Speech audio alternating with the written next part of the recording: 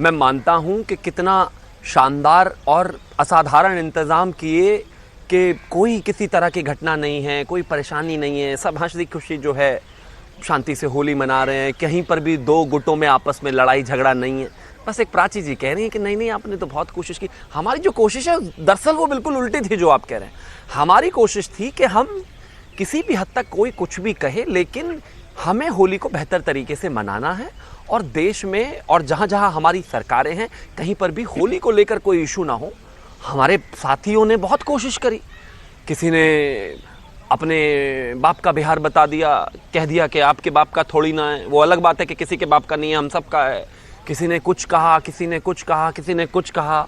हुड़दंगियों ने सोचा कि हुड़दंग हो जाएगा, किसी को लगा कि भाई रंग गुलाल लगा के थोड़ा हंगामा क्रिएट कर देंगे, लेकिन अंततोगत्वा बहुत ही शानदार तरीके से बेहद बढ़िया होली मनी और यही करना था बस। लेकिन बयान तो आपकी तरफ से आए ना, एक पक्ष को घर में रहने की हिदायत दे देंगे, मस्जिदों को त्रिपाल से ढक देंगे और फिर अपनी पीठ थपथपाएंगे कि देखिए कितने अच्छे इंतजाम हमने किए, हालात नियंत्रण में रहे। एक पक्ष के साथ तो ज्यादती कर दी ना आपने जो विपक्ष को नजर आ रहा है। नहीं देखिए, ज्यादती नहीं है। जहाँ पर कुछ जगह मस्जिदों को ढका गया, वहाँ पर कुछ जगह मस्जिदें जो हैं मुस्लिम भाइयों ने अपने आप भी ढक दी।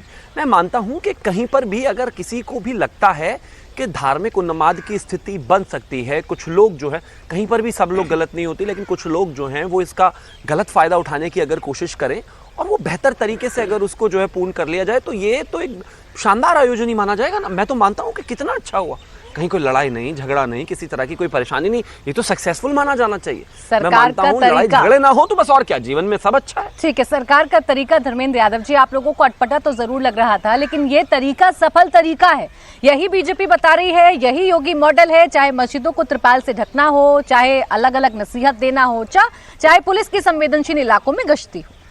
प्राची, सबसे पहले तो सभी देशवासियों को होली की हार्दिक शुभकामनाएं और माह रमजान की दिली मुबारकबाद मेरी तरफ से, मेरी पार्टी की तरफ से। अब मैं आता हूं भारतीय जनता पार्टी के बयानवीरों पर।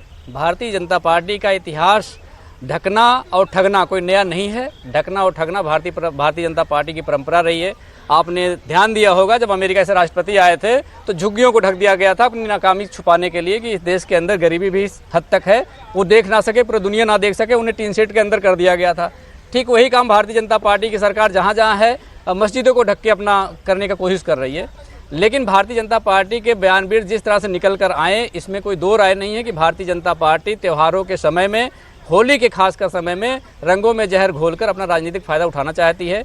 शुरुआत सीओ अनिल चौधरी ने किया, उसके बाद भारतीय जनता पार्टी में उत्तर प्रदेश के मंत्री राघवेंद्र जी ने किया। उनके बयान को आपने सुना कि तिरपाल का बुर्का पहन लीजिए। उसके बाद भारतीय जनता पार्टी के सांसद सतीश गौतम का बयान आया। उसके बाद भारतीय जनता पार्टी के विधायिका केतकी सिंह का बयान आया। उन्होंने तो बिल्कुल कह दिया कि एक अस्पताल में मुस्लिमों के लिए अलग वार्ड बना दिया जाए। तो भारतीय जनता पार्टी को अगर कुर्सी का इस हद तक नशा हो जाए कि देश की अखंडता को भी चुनौती देने के लिए बयान देना शुरू कर दें और योगी आदित्यनाथ उसका समर्थन करने लगे।